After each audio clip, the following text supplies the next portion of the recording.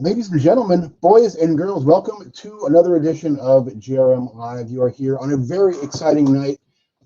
It is going to be my big giant head for the next 90 seconds or so, while we have you, the audience, join us for a very, very cool night with our friends from FCP Euro and their brand new GT4 Mercedes-AMG race car. We are really excited to have them here tonight. We're very excited to have our friends from Mercedes and from IMSA all out there watching with us. So in the next few minutes, here's what I want you to do before we bring the gang, Nate, Vincent, and the gang from FCP Euro on. I want you to go right down here in the comments if you're watching on Facebook, if you're watching on YouTube. Give us a shout out. Let us know where you're watching from. Let us know how you found this. Did you see something on the IMSA feed? Did you see something on FCP Euro's feed? Or did you see something on our feed from Grassroots Motorsports? Let us know how you found it. Let us know where you're watching from, and maybe give us a like and give us a share as well.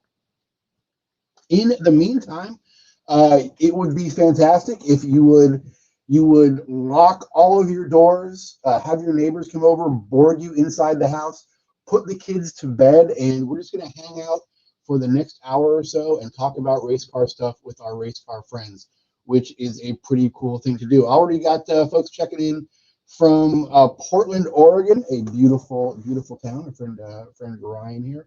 Let's look at this. Look at that. We can actually put Ryan up there. So we'll go here to Nate in just a second. What we're talking about tonight is our friends at FCP have been sort of expanding their race effort over the years and moving into higher and higher levels of racing, all in the name of improving the brand, of basically pushing themselves as a company. And they recently acquired a brand new GT4 spec Mercedes-AMG that they are going to be racing in the Michelin Pilot Cup, that we are really, really excited. I had a little preview. It's up on the lift. We're going to be able to look up one side and down the other, all through, over, and around that thing, and we are pretty excited. Cool. So we got our friend Desher. He saw a listing on IMSA and GRM. He's in some weird city in Florida with a mouse. There are a few of those. Our friend Jeff Zerschmied is here. Another +1 from Portland. All awesome. We appreciate all you guys checking in tonight. So let us, without any further ado, I'm not going to hold you hostage any longer for more likes and shares. Let's go to Nate. Nate, my friend, can you hear me? How are you? I can. How are you guys doing? Awesome. It is. It's good to see you. So I see our main subject of discussion tonight sitting right behind you, and I cannot wait to take a look at it. But before we get into that, let's set the topic, as they say in showbiz. For the folks who don't know, and it's probably not very many of us, but tell us a little bit about who FCP Euro is and why you guys choose to go racing. Because I'll spoil a little bit of it.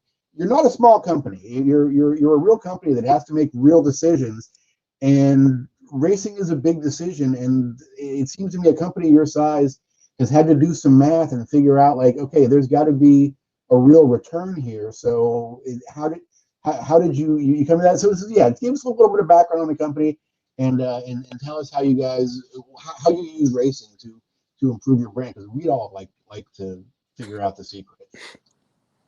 Yeah, so here I am in Connecticut. That's where our basic headquarters is. Right here, I am in what we call the Motorsport and Content Garage. So we do a lot of different things in here.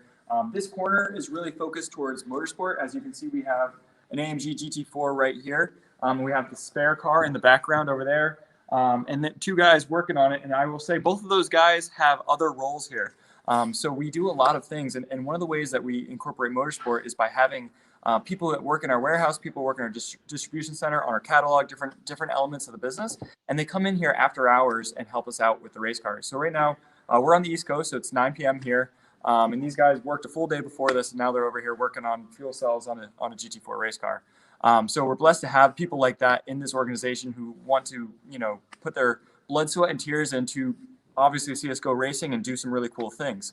Now, what else we do in this garage is we also have a content filming area. So if you look over here, we have a couple of extra lifts And this is where we do a lot of DIY content. So for those who are unfamiliar with FCP Euro, we sell European car parts online. So genuine OEM car parts for your BMW, your Mercedes, your Audi, Volkswagen, Porsche.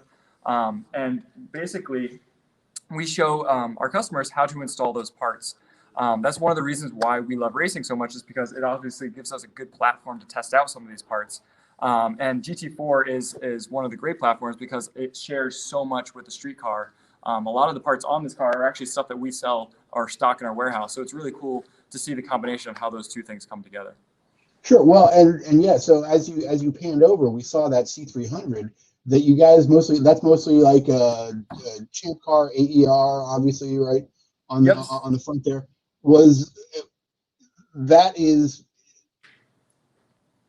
the intent here to sort of climb the ladder as your experience grows, or do you still learn something from every level you guys race at? So yeah, I would say we definitely respect and learn from every level.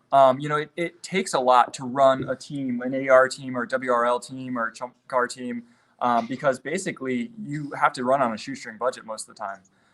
And so you have to be really crafty and really clever to do that sort of stuff. When we started, this is the first car that we built in-house here at FCP Euro. And we decided to do something different. We knew there was a lot of BMW race cars out there, a lot of Porsche race cars out there. And we kind of came in and said, hey, how can we turn this on its head? I've never been to a club race and seen a Mercedes race car. So we found this W204 chassis C300, one of the few cars in manual transmission. We took a whole bunch of parts from the catalog. These are all things that you can buy from us, from the suspension on the car. It has C63 AMG brakes, C63 AMG front control arms to widen up the track to help it lessen the understeer a little bit. So we really took basically everything we had from the catalog, applied it to the car, and went racing with it. And that was really this was the impetus. This kind of kicked us off and really sent us to the next level in motorsport.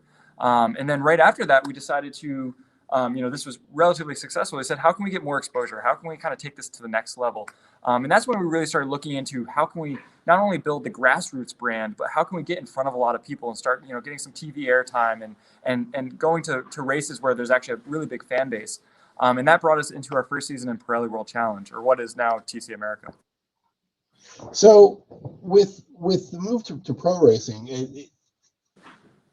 one of the things that we're seeing pro racing move to is, cars these days are getting much more complicated than they were just even when you guys built that C class right there. I mean, that's something that you guys could take apart, put back together the way you wanted as a race car, and build it how you wanted.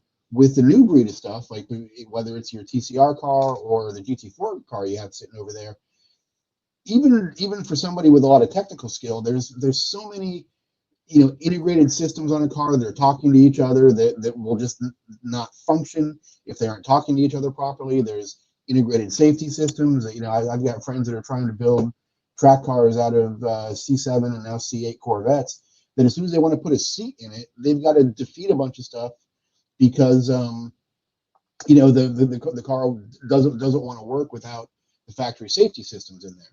So we've seen this move towards sort of factory prep race cars, with the TCR and now GT4 and GT3.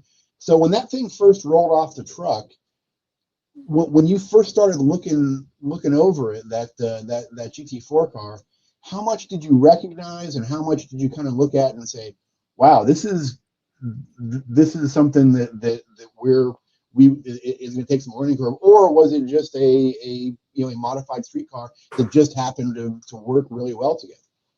So, I mean, yeah, taking a step back, kind of what you're talking about with, you think about the old ST cars or a Grand Am car or something of that nature. They're all really based on street cars, and you're exactly right, defeat all these electronics. It's really challenging to figure out what these electronics are doing and how to defeat them. We did some really interesting things with this car. We have a BMW E46 M3 ABS system that plumbed in with a 5th wheel speed sensor to defeat some safety on it. And I mean, I think all club racers that are racing a car that's built, newer than 2000, year 2000, kind of understands the things you have to do to get around a CAN bus system or whatever it may be. And then when we got the GTIs, it was almost a little bit of a breath of fresh air, because you had a car that shared so many components with a factory car. The engine is stock, all of these things. But you had the Volkswagen, Audi, Seat engineers literally decoding it and putting it into the motorsport bits that we wanted. They coded in the AIM dash directly into the car, the motorsport ABS. All of these things were coded directly into the existing infrastructure, and worked really easily. And they gave you, as the user, the adjustability you need. Now moving on to something like the AMG, you can see that there's definitely a higher level of electronics that are in this car. This car is primarily all Bosch electronics. So we have Bosch ABS. There's obviously a traction control system in the car, all of the engine management. So it's a little bit more complicated, and we've kind of been taking the steps to go with these cars. But if you understand one, you kind of can understand the rest, and the fundamentals are all still there. And it's actually really nice with the race cars that they've been sort of unlocked for you. Whereas anyone building a club race car is going to understand you kind of have to go about either circumventing things or finding someone who can unlock it. And for the rarer cars like this Mercedes, it's a little bit trickier to do. So when you acquire something like that, obviously you're entering a world of pro racing that has a lot of structure, a lot of even week to week and race to race sort of mandatory things you've got to do to help maintain the standards of the series. How much are you allowed to do with that car? Like, obviously it can't come off the truck and you just start replacing parts or fixing or improving things. So how tightly controlled are you in just the day-to-day and race-to-race maintenance of that? And when do you have to say, hey, Mr. Imza, we need to fix this, or we want to change this? How do you go about stuff like that? Work within the rules, basically. So, I mean, luckily, what we found so far in our time with Mercedes and AMG is that they've been extremely helpful. They're probably one of the best customer racing support teams in North America right now. And it was one of the determining factors when we actually went with this car. I mean, we sell European car parts. So, the BMW, the Porsche, there was a slew of cars, the Audi R8, that were on the table as far as a GT4 car goes. But the thing that separated the AMG was, it had some really race car bits in it. Say the sequential gearbox with a adjustable differential. That's something as a racer and as someone who tunes a car, that extra control is really nice. But they also had the people behind the brand and behind the effort that knew the specifics on the car and really can prepare the team with the information they need to know to have an edge or to find those edges every time you go to the track. Awesome. Well, it's right there tempting us. So let's start getting a close look. I see that corner sort of off on the setup pad there. So why don't you take us into the wheel well maybe, and or into the wheel well first. We'll look at some of the aero on the car real quick. I mean, okay, cool.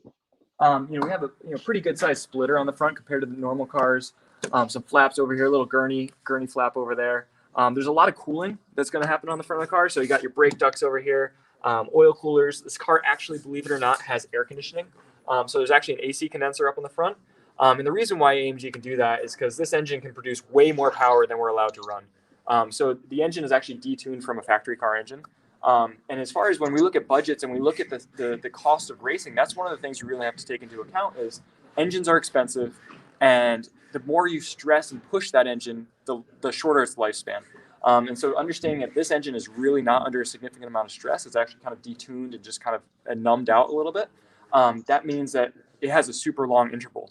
And that's one of the things that Mercedes and AMG and all these customer racing programs really help you out with is timeout specs. So they give you, they've tested this car. They know exactly when you need to rebuild the axles, when you need to rebuild the transmission, when the engine needs to be replaced and starts to lose power.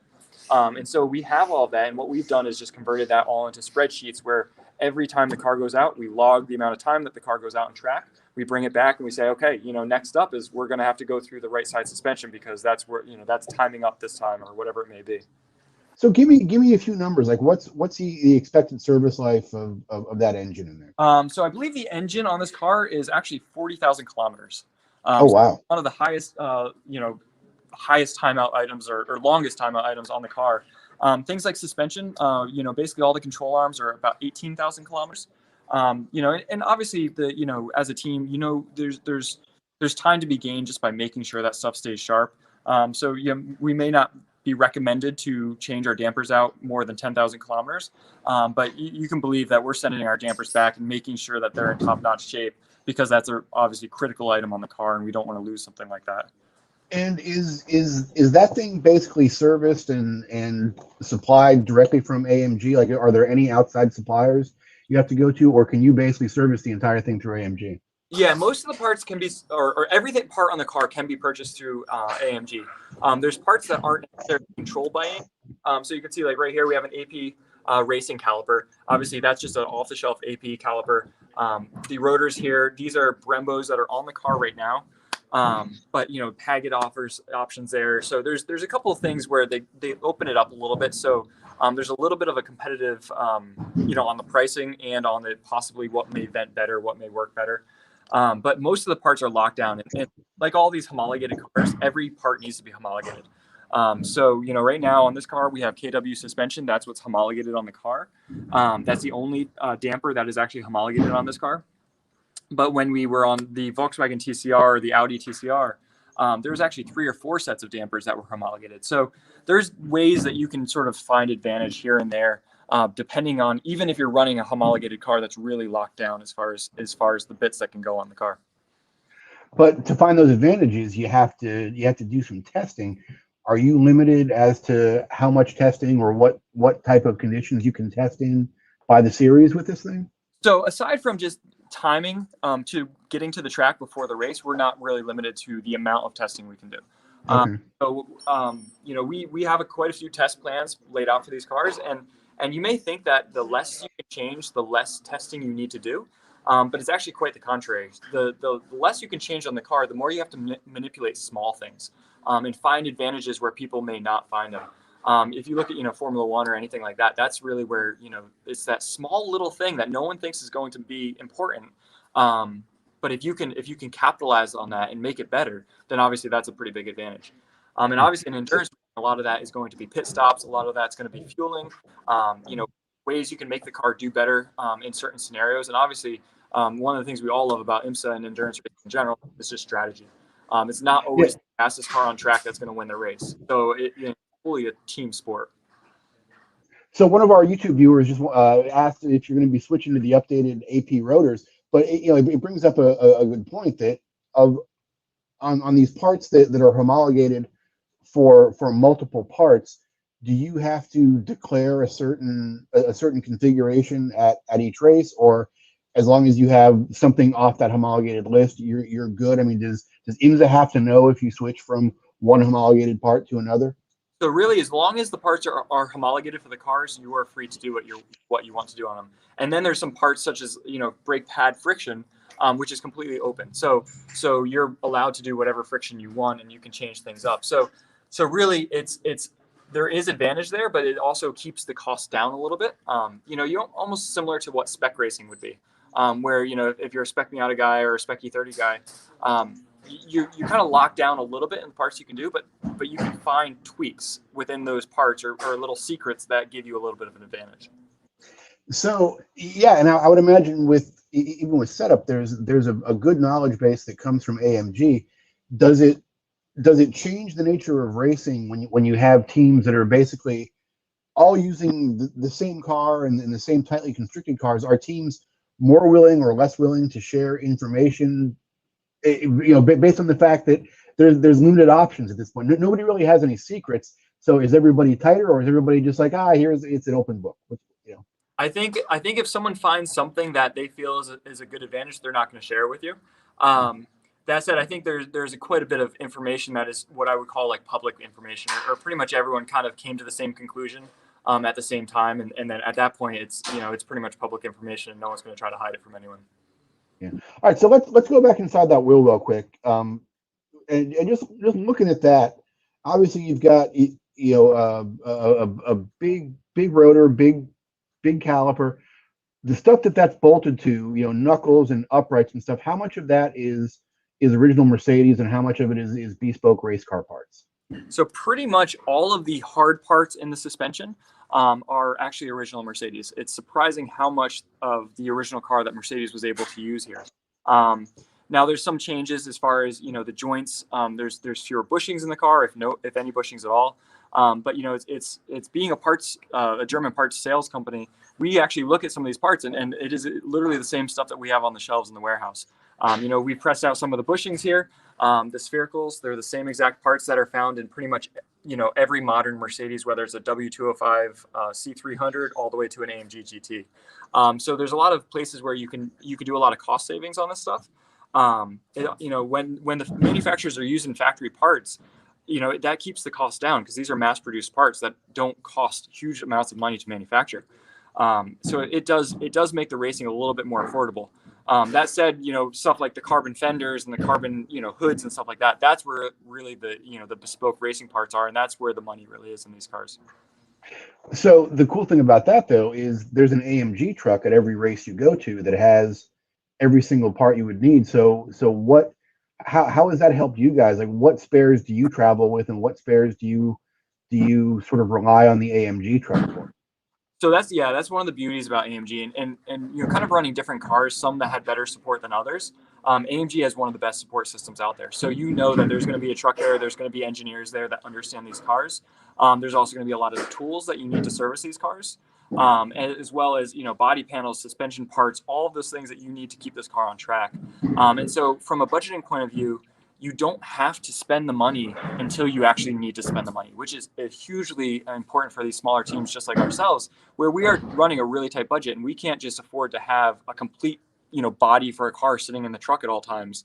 And so it allows us to sort of say, okay, we don't need that stuff, but if we had collision or something like that, we'll go grab those parts from the truck and we'll have them right there on the car. Cool. So a lot of things I'm hearing, and a lot of things I'm seeing on that car, it's fairly overbuilt for its capacity. Like, what if you guys run the thing enough to have a good idea of like what your brake pad wear is going to be, or just sort of what you know, chassis replacement parts life is going to be like? Is no racing is cheap, but is this shaping up to be okay? This is something that we can actually plan for consistently, and you know, keep on track, and plan a budget, and there's going to be no surprises. So I think in all racing, you always have to have the rainy day fund. You know, there's always going to be an issue somewhere along the line. So you kind of, you know, you can kind of assume some years are better than others. You know, some seasons are better than others. But especially when we're running an IMSA with, you know, 40 some odd cars all on track at the same time, there's going to be things that happen. So, you know, to answer your question, this car is relatively robust. It isn't probably the most robust car. You know, if we were racing strictly on a budget and we needed a European car, I'd probably go with the BMW M4. It shares a lot of really basic BMW parts off the normal street-going M4.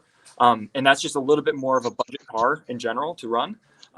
This car has some advantages, such as a full racing gearbox, which is fantastic, but that also costs money.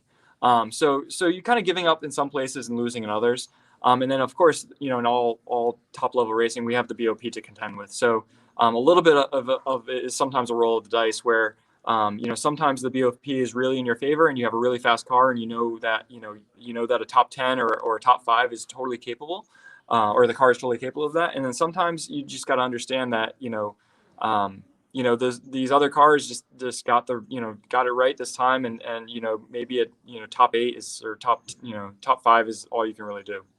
Awesome. All right, let's look at more cool stuff. What do you want to show us next? You got let's see some of that stuff in the rear. We got more aero and probably a pretty cool rear suspension back there, and that fancy. Is that a transaxle car, or is the trans in the front on that? This is a transaxle car. So what I'll do is I'll pop the trunk. I'll show you some of the bits in the back, and then we'll lift it up. Cool. And we'll kind of give you a view underneath the car, some of what's going on. So one of the things I'll point out in this car that's really cool is obviously we're in the distribution center at FCP Euro right now. If you look over there through the glass windows, I'm not sure if you can see it, that is actually where all the parts are leaving the facility. So the garage is right here, right in the middle of the location. So what we've done is we've actually taken a little bit from the Formula One team, and we put a bunch of Mercedes stars. You can see they're all kind of glittery here. And basically every employee that works here has signed a star. So there's nice. bunch of stars for new employees that we're bringing on. So it's a nice way to bring the employees with us to each race that we go to. And actually, we did the same thing on the AMGs where on the TCRs where we had them sign the wing. So it's just something special that we like to do here because we really like to incorporate everyone in the program. So yeah, hopping in the back here, if I can get this thing to release. There we go. So this is really where this car differs the most from the street car. Obviously, we have a high capacity fuel cell right here. You can see what's going on here. We have a differential and transmission cooler that's ducted through the car right here. And then the big thing you'll see is we have this little air compressor and this accumulator here. And this is all for the gearbox actuation. So no, this isn't air ride. We're not dancing out of Volkswagen here. This is just a little air compressor that basically runs all the shift actuation on the Hewland sequential that lives right underneath it. So how locked down is that gearbox? Do you have ratio options, or are you limited to basically one box? So no ratio options, but what I found racing both cars, we race the TCRs with DSGs in them, and then we race them with sequentials as well. One of the things you really notice with a racing gearbox is the differentials make the difference. So while the cars, get BOP'd for the straight line speed, and they're relatively good at doing that, where you can say, hey, this car is just as fast in a straight line as the car next to it. What you really notice is the way the diff reacts, and the adjustability in the diff really changes the car on corner entry and corner exit. And obviously, if you can gain, everyone knows this, a tenth per corner, that's a massive increase over the course of a lap. So one of the best things about this sequential is it's a Hewland sequential. It's the same that's actually in the GT3 cars. So it's more transmission than this car needs. So that kind of increases its service life a little bit. It has a pretty long service life for a sequential gearbox. And the other thing that it has a fully adjustable diff. So that's another tuning option that we have in the car is how much lockup between the two rear wheels. We can make the car really unstable on corner entry, or we can make it really stable depending on what we want to do. And we do that mechanically through the transaxle. Cool. Got some questions coming in from YouTube. Global Media wants to know who tunes the car, and he says he never knew that Bosch had its own standalone engine management. And what gas do they use? So that Bosch system, as my understanding is, that's sort of required by the series, or again homologated. It's what's homologated with the car, yeah, exactly. Into the series. But then, do you have any engine tuning options within that, or are you basically locked into a certain tune? So we're pretty much locked into what the BOP tune is that's homologated for the cars. What we do is we actually set, so this is a turbocharged car, obviously. It has the hot V, so 2 turbochargers where the intake manifold would traditionally be on a V8. And what we do is we actually set the barometric pressure every time we go to a race meeting. So anyone who's ever crewed or been to a race meeting knows that they declare the barometric pressure at the track. And that's just a way to say, okay, if we're saying that you can run 20 pounds of boost, obviously we need to set the baseline before we say this is your maximum boost. And so what the engine computer does is we actually, whenever we get that declaration, we actually put that number directly into the computer, and the computer will actually adjust its maximum power output to that that declared boost, or that declared barometric pressure that the race organizers put in place. So really, basically, within the rules and within the homologated rules, the engine is tuned as well as it possibly can be. And then even to that end, it's trying to push, whether if there's a tiny bit of an advantage, it will be had because of, it's adjusting itself to that. Right. Oh, and then one of the cool things, or one of the frustrating things, depending on which side of it you're on, with the sort of controlled engine management, is at the end of the race, tech doesn't always have to go through a lot of mechanical inspections. They just pull the memory card out of your box, or pull your box out of your car, and read all the data that way. That's one of the things you're always going to notice is when the cars go through tech, even after most practice sessions, they're pulling data off the cars all the time. And the guys who are running the BOP for all the series do a really fantastic job where they have programs written where they pull all the data and they compile it in this program. They can look and they can go, okay, why is this car 4 miles an hour faster down the straightaway? Was his exit speed that much better in the corner, or is the car making it up down the straightaway? And it's really cool to see how they can do these on-the-fly adjustments. And it really makes the racing, close, and that's what we all love to see. Yeah, I think he was also wondering about fuel. What fuel are you guys regulated to? So we run series mandates, which right now I believe is a VP 100 octane. So really, most racing series are going to have a fuel sponsor. In our case, it's a VP Racing. But you're going to have to run the spec fuel. So whatever that fuel is for that series, you're going to have to run. And, you know, obviously one of the nice things about having a fuel cell in the car and having all of this stuff is we can pump this car out. So, you know, whether we're setting it up or we're trying to figure out what our fuel tank capacity is, we have basically fittings up in the engine compartment where we can plug it in, we can turn the fuel pump on, and we can just pump the entire fuel cell dry. Now, one of the things you'll notice in IMSA is we're actually limited to how much fuel capacity we have. So that's a thing that you know, in endurance racing they use to limit the car's performance. So you know, if you have a car that's really quick, rather than maybe slowing it down on track, they'll limit the fuel capacity, so you have to do more pit stops. And that creates a really good dynamic on track where you may have cars that are faster, but that are getting leapfrogged in the pits, and it just makes that dynamic, that sort of racing that we all want to see. Awesome. All right. So Zach wants to know, do you have to take the roll cage crossbar out to service the fuel cell? But in general, like how serviceable is that car? I would imagine one of the advantages of having a race car built by a mass production factory essentially is they've probably designed things fairly well where there's not too many traps in there. Yeah, they did a really good job designing this car. I mean, this car was designed at HWA, which is basically the motorsport arm or the sort of sedan or GT arm of AMG. I definitely recommend, if you guys have time, to check out some of the YouTube videos around HWA. Their facility is amazing, the way they put these cars together. It's definitely for any sort of race car nerd who's built cars or into that stuff, you'll love it. But yeah, you have to take this bar out to get the top part of the cell off. But you can see that they did a really good job between the connectors, between the wiring. Everything is done, you know, pretty much the way you'd want it to be done, and it's really laid out nicely. And it's relatively accessible. There's nothing really on the car that you can't get to probably within an hour, worst case scenario, if you had to get to it. And for you, even for a high-end shop like yourself, if you had to develop all that stuff from scratch or buy it all from suppliers piece by piece, I mean, these are not inexpensive cars, but I would imagine that if you sit down and do the math, it's probably a cheaper car ultimately than having to duplicate that car with your own labor and, you know, ordering parts off the internet.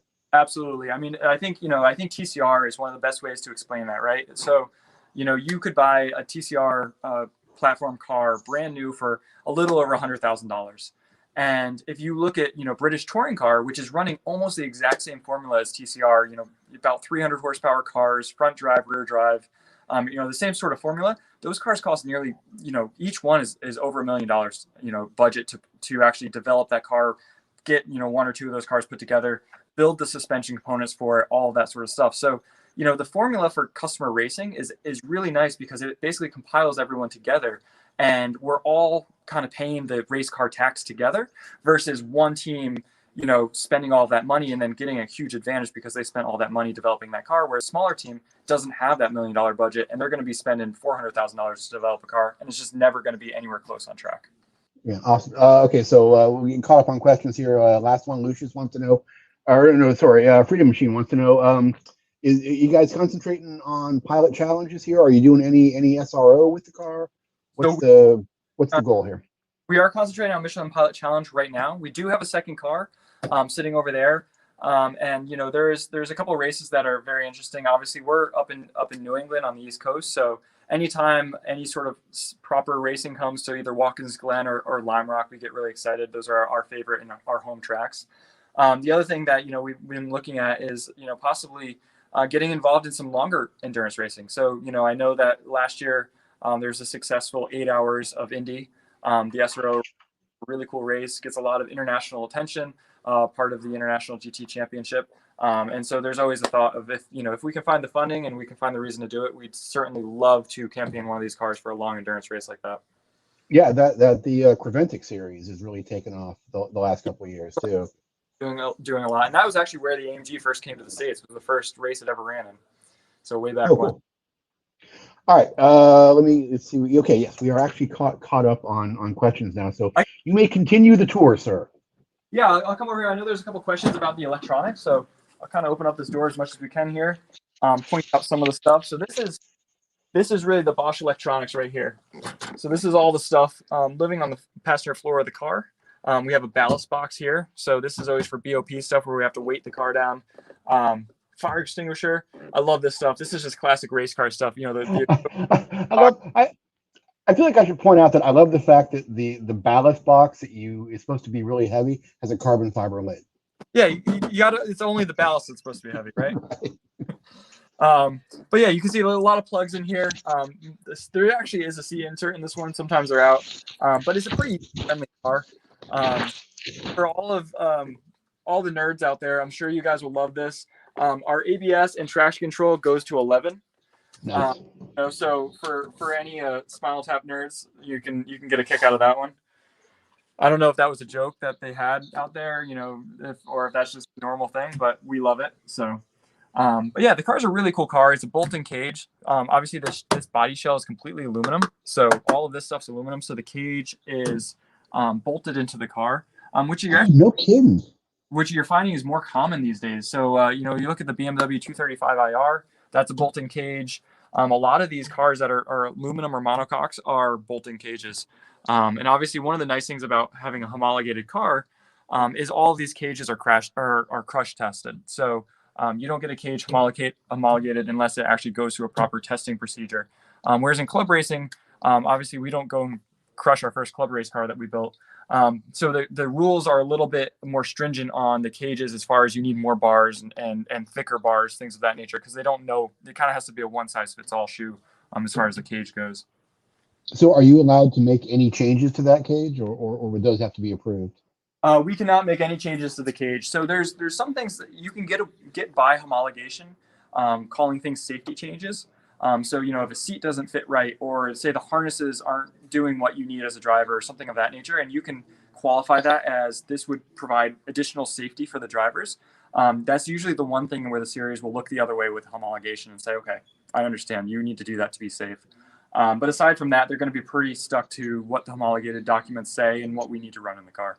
Yeah. So you mentioned before that the car has air conditioning. Is that a now, are there certain temperature targets that you're mandated to not exceed by the series, or is that just a purely a driver comfort item?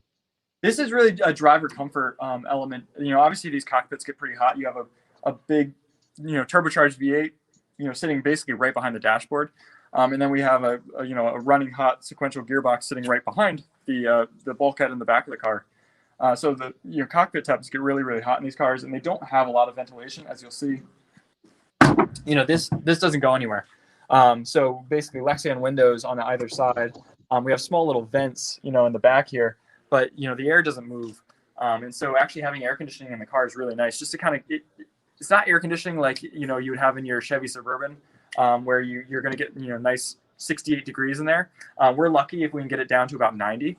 But it does make a difference, obviously, compared to, the TCRs where we didn't have that.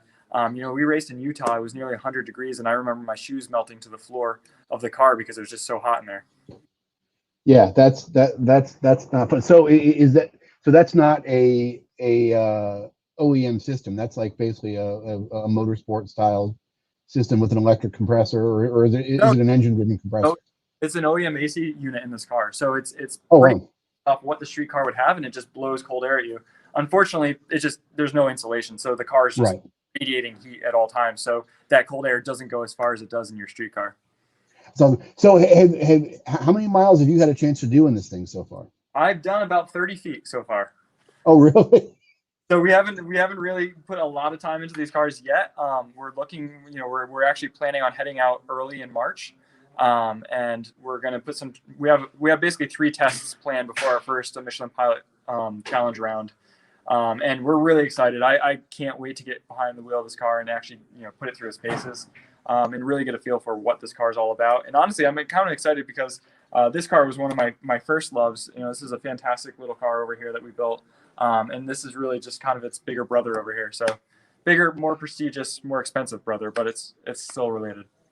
So what do you as a driver, how do you prepare for something? You've driven kind of everything at this point, as far as configurations, front drive, rear drive, big horsepower stuff, little horsepower stuff. What are you studying up on to be prepared for your first test, to get the most out of that test?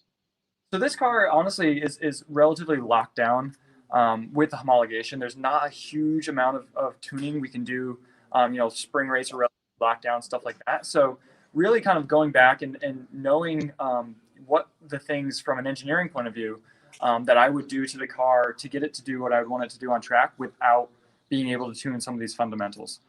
So, we have, one anti-roll bar front and rear. There's adjustment on it, but there's only one, there's no adjustment bars. Whereas on the TCRs, we had, 2 or 3 different option anti-roll bars we could put in the cars, and we could do some pretty crazy stuff with it. We could run any spring rates we wanted in that car, where this car is very locked down. So trying to find, we're trying to find the development as far as what are the outside of the box options. How can we quickly, enable these options, and what is it going to do from a driving point of view? Like, what do I need to think about as I'm driving the car and saying, okay, maybe we need to do this really weird thing, but that's going to, get us where we need to be.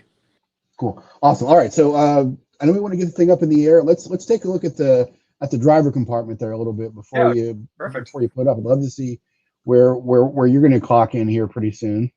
So obviously we have, I'll show here, we have the quick fill stuff, which is really fantastic. We can open it up a little bit and you can see pretty awesome little cockpit. Obviously a proper carbon seat. You're going to have, all your radio stuff. That stuff hasn't been installed yet, but all the radio stuff in the car.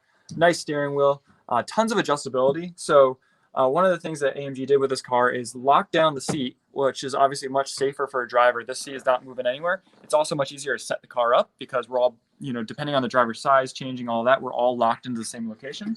But the steering wheel and the pedals actually move to the driver, which is seeming to be a pretty common theme these days in a lot of race cars, and it makes it a lot easier. So I can quickly demonstrate that and kind of show you what that looks like and feels like. Let me hop in here real quick.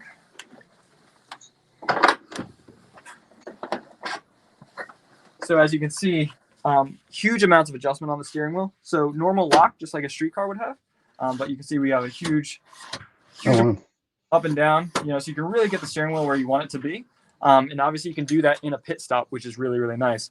And then the other thing is obviously moving the pedals. You'll see this kind of interesting lever over here. It looks like an old sway bar adjustment from like an old Group A car or something. But you loosen that up and you can see the pedal box moves fully forward and fully back. So you kind of find that spot you want it to be. And then you have your pedals right there. Obviously nice, big, thick brake pedal. We all love those with side stops on it. And we have a nice side stop on the throttle pedal as well. But this right here shows you really how much of this car is stock. That's a standard Mercedes-Benz throttle pedal bolted to the very, very race car-esque moving, AP pedal system here. So it just kind of shows how these cars are tied together. Those are some dope New Balances too, man. You should be driving a Corvette with those things. Yeah, if they were white, I would. So yeah, basically you can essentially adjust that during a stop. I mean, that's something the driver can be doing. That just takes a couple of seconds, basically. Yeah, it's really easy to make quick adjustments. So obviously, wherever you need it to be, you can get the car comfortable. You could probably honestly do it down a straightaway if you really wanted to. I wouldn't recommend it, but if you had to, you could. And obviously, the other thing we do is we have a dash, we have a lot of buttons here. So just getting really familiar. I'll say that's probably the biggest thing as a driver. You kind of asked the question before, what do you do to prepare? You read through the user manual on the car and you look at the steering wheel and every button. You look down here, every button, and you basically you want to be able to move things without even thinking about it. So take us through. Yeah, there's a lot of stuff going on that wheel. Give us a quick tour of how many options you have there. So, the big things that we're going to want to know is we have a radio button up here on our left thumb. We have our flasher button on our right thumb. And then right below that, we have our pit speed limiter here, which you can see, obviously, we have this nice guard around because the last thing you want to do is accidentally hit that. Trust me, we've done it. It's embarrassing. So you don't want to accidentally hit that and wonder why the car won't accelerate. We have pages. So I can kind of turn this thing on and show you what the pages look like on the dash. Or kind of give you some information there. Sorry, it's going to make some noise here as we turn things on. Believe it or not, we have turn signals. Don't know why, but we have great turn signals. So if you want to use them, you can use them. When you come to Florida, just turn the left one on and leave it on the whole time.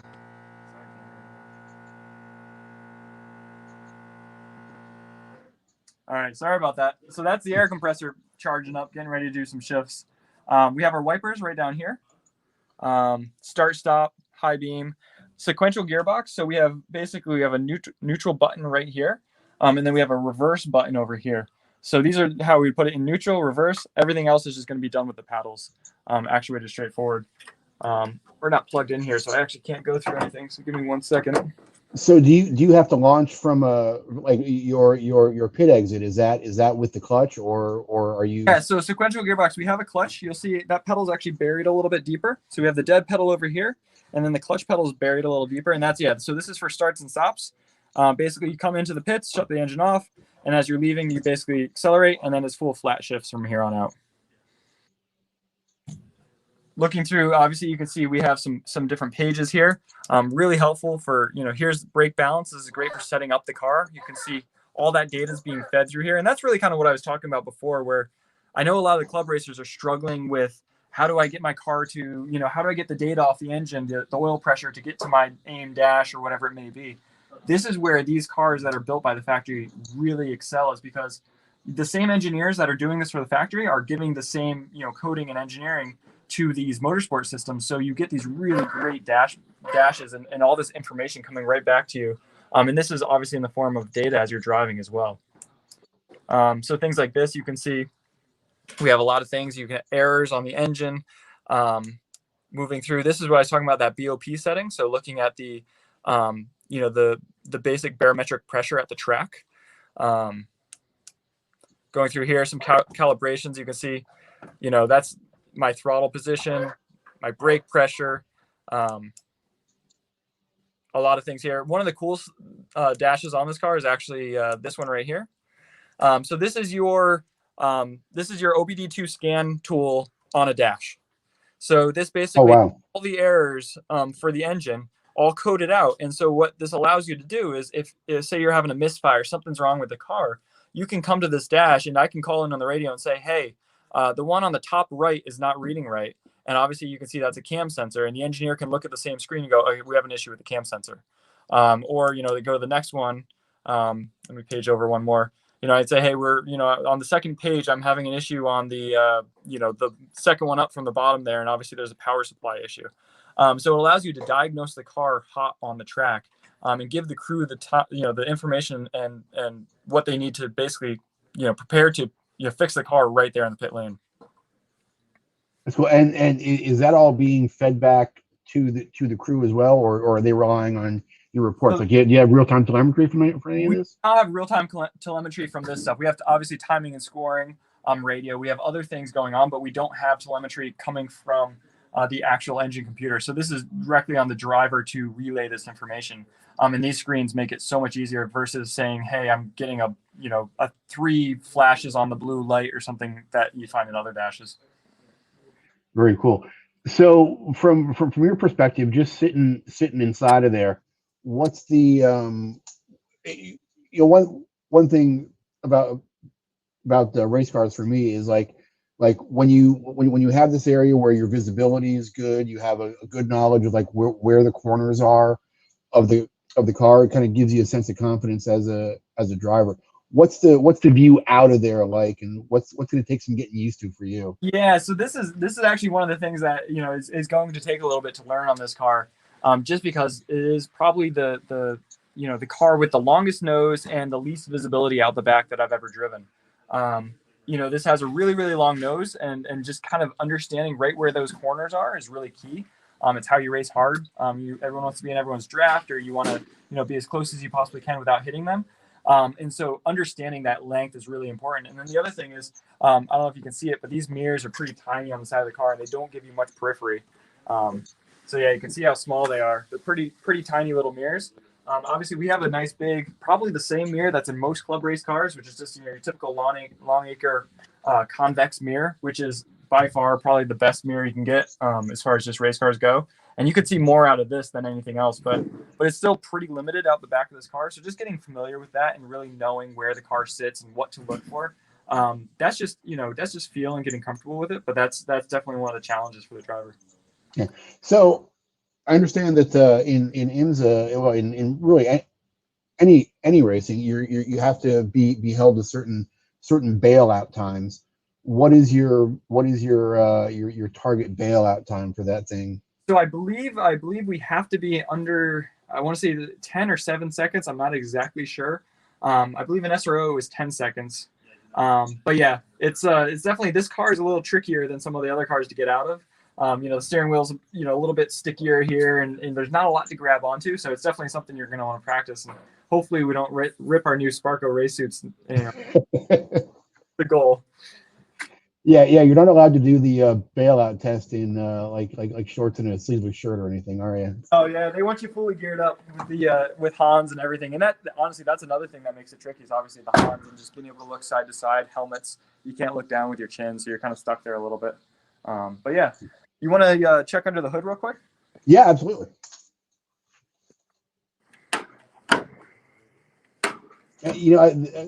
Having seen a few GT3 and GT4 cars, the most remarkable thing under the hoods for me is how unremarkable they are. I mean, it's basically extreme. The top of the suspension mounts are the most exotic thing under there usually. Yeah, and honestly, in this car, they're pretty much standard. I would say the biggest thing that you take away when you look under the hood of this car is, hey, that's a stock engine with really advanced duct work and plumbing to it. That's Yeah. what it is. So popping this up, you'll see exactly what I'm talking about. We have a pretty much stock engine sitting right there. Really not much to speak about. We have 2 stock air boxes with 2 panel filters, just like a normal street car would have. I'm sure this air box probably is shared with the C300s and the C250s out there. We have two small little turbochargers sitting right up here. We have the fire system, so that's some of the interesting plumbing. We have this nice duct work coming out of the radiator, get the air up and out of the car as much as possible. Get these great little ducts coming down the underside of the hood here. But like you can see, this is pretty much standard engine bay with just wrapped in some cool race car bits that's helps it out. So is your power BOP done mechanically, or is that all done through electronics? So it's all done through electronics. So it's all boost controlled, which is, most race cars nowadays are turbocharged, which really gives the series that quick adjustability where, hey, the BMWs are way too fast. We need to slow them down. All they have to do is go plug in, put a different power map on the cars, and we're ready to go. Versus, having different size restrictor plates and all of the different challenging things that we've had with naturally aspirated cars to balance that level of performance. Very cool. All right, cool, man. Let's get her up in the air and take a look at the juicy underbits there.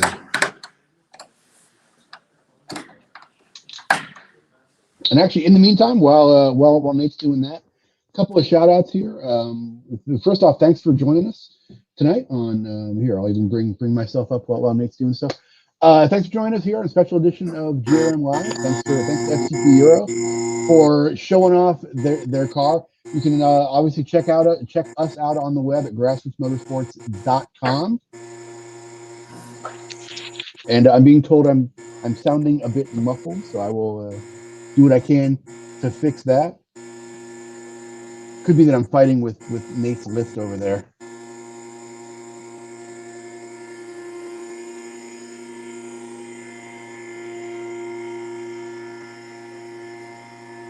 So if I look closer, it's because I'm leaning in to get take in this fantastic view that our friends at FCP are providing us tonight.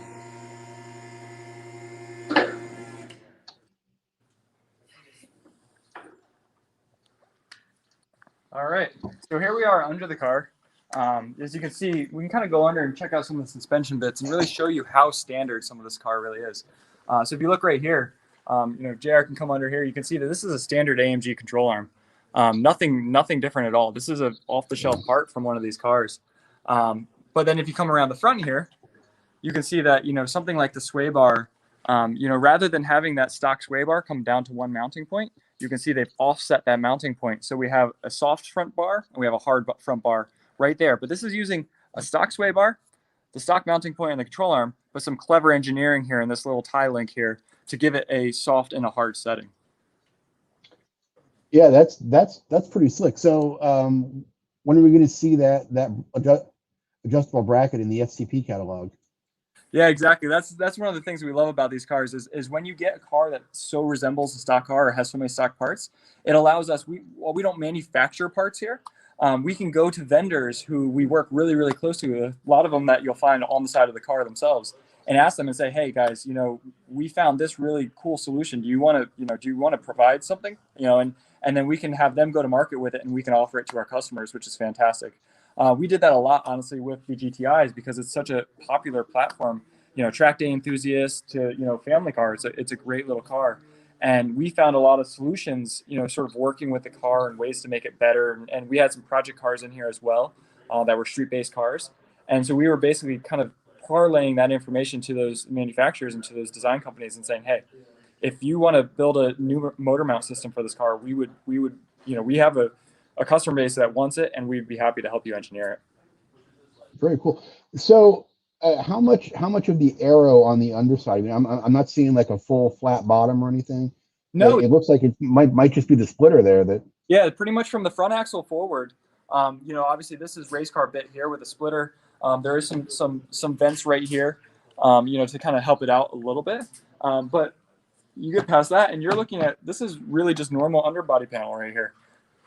Sound insulation, inner fenders, still has the sound insulation under the bottom of the car. So you start to look at stuff like that, and you realize how standard these cars really are.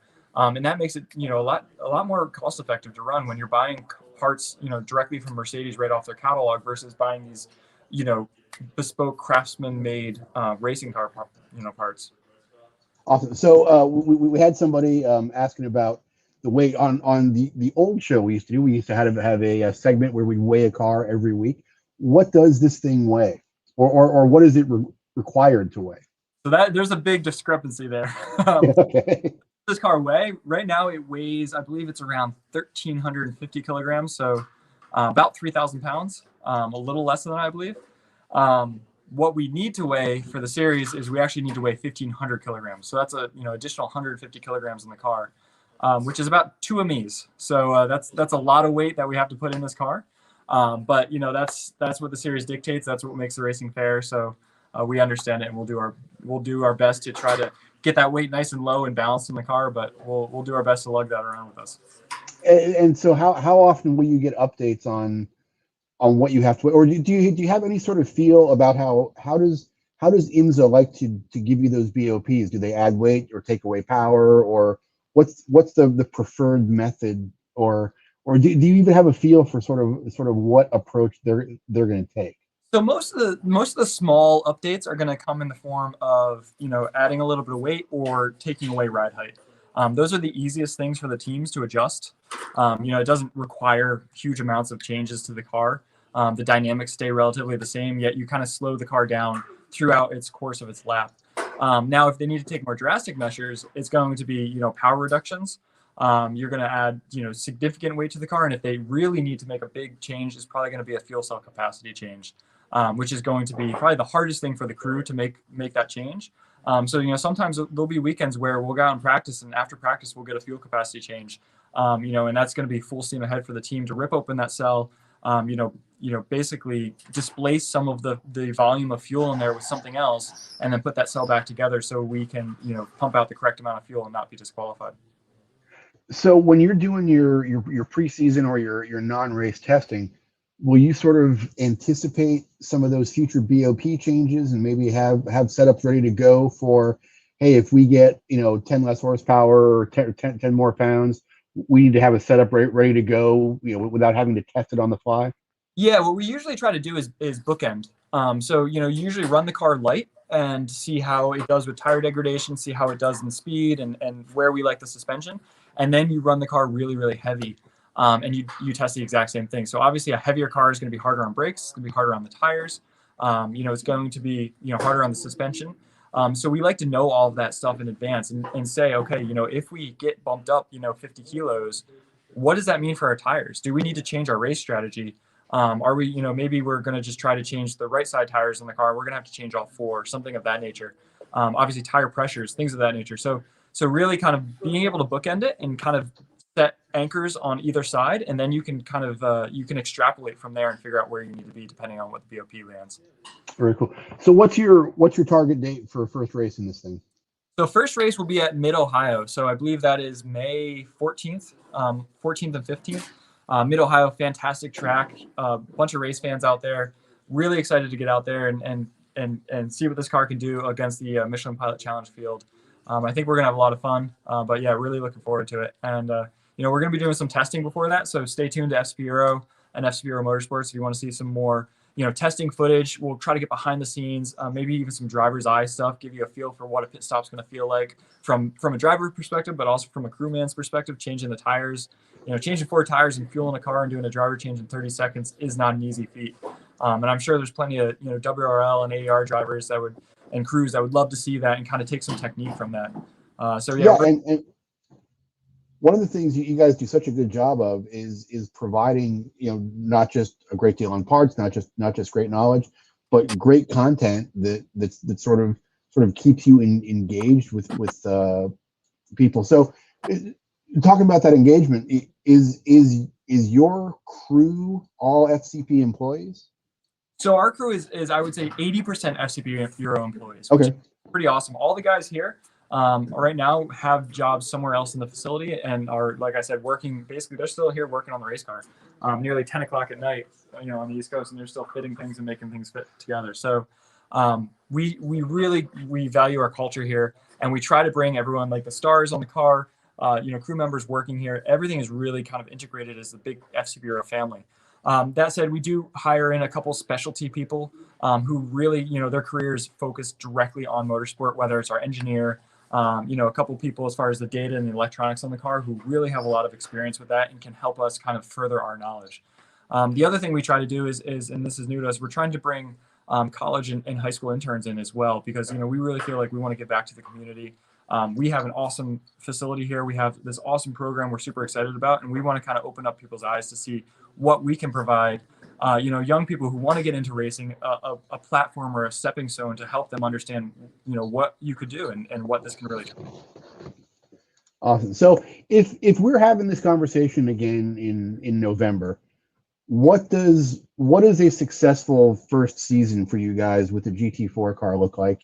Both professionally as a company and personally as a driver taking the next step into something faster and more intense. What kind of metrics are you using to measure your success in these endeavors? So, I mean, we obviously, racing is measured on your results. I mean, almost certainty. So it's, we're eyeing some, top threes. I mean, that's the goal for the season, that we'd really love to be on the podium. The goal would be really to land, consistently top tens. IMSA GS is a really highly contested class with some really, really great teams. So we're not, we know what we're jumping into, and we know that's going to be a challenge. But then when you really break down the racing, there's so many elements, to get that podium or to get that top 10 finish, there's so many elements that need to be spot on. One of the best quotes I've heard is, there's 10,000 things we can do to a race car or to a race team or to the drivers to make that race weekend happen better, make that race result happen. Our job as a team is to pick, the top 50 that are really going to deliver those results every weekend.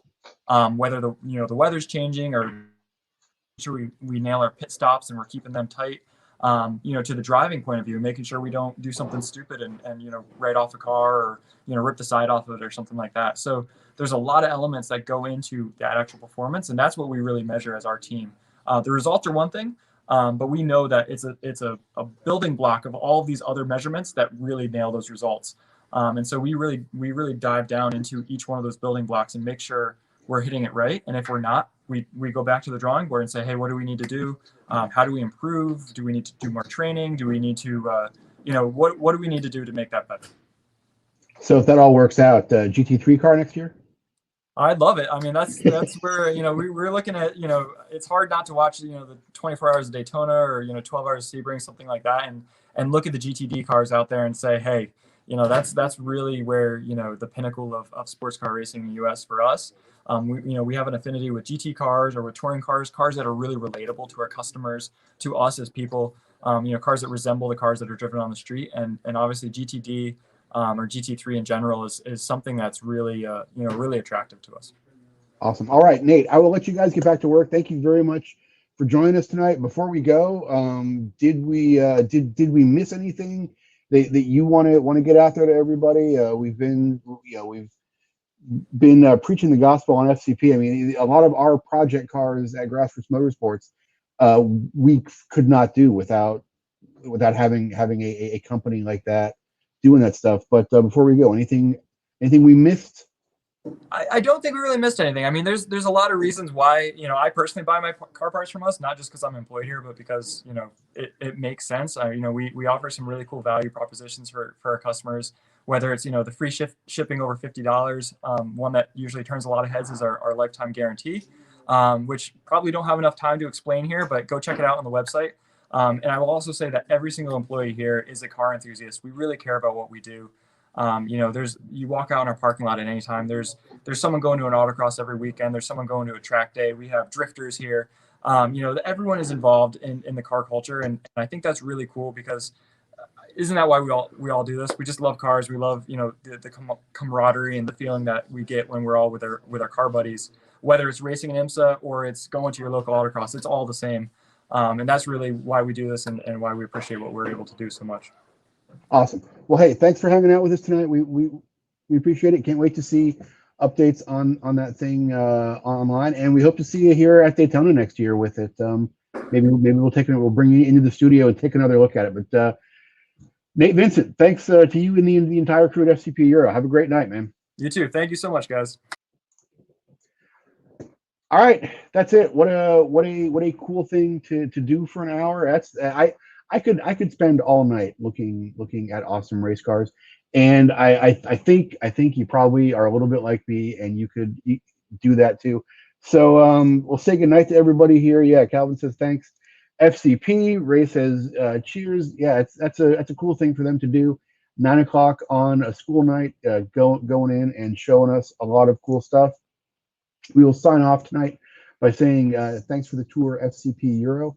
And they'll also sign off tonight by saying you can get more of our cool stuff that we are doing. Go to grassrootsmotorsports.com on the web. Check us out online. Check us out on Facebook. If you're watching on Facebook, please do give us a like down there and subscribe to our page. If you're watching on YouTube, especially, please go down and click that subscribe button. We're dropping like 2 or 3 videos a week now between the Grassroots Motorsports and the Classic Motorsports YouTube pages. We're doing a lot more produced video content, having a really, really good time doing that. So please do head over to YouTube and subscribe to that. All my workmates are now posting cool stuff in the chat here, which is just basically to remind you to go to grassrootsmotorsports.com. And with that, ladies and gentlemen, boys and girls, I will bid you good night. Thank you very much for joining us. It's always nice to see you online. I am JG Pasterjack. This has been a special edition of Grassroots Motorsports Live. We will see you again next time. Keep watching for us online and watching for us in your mailboxes. Good night, everybody.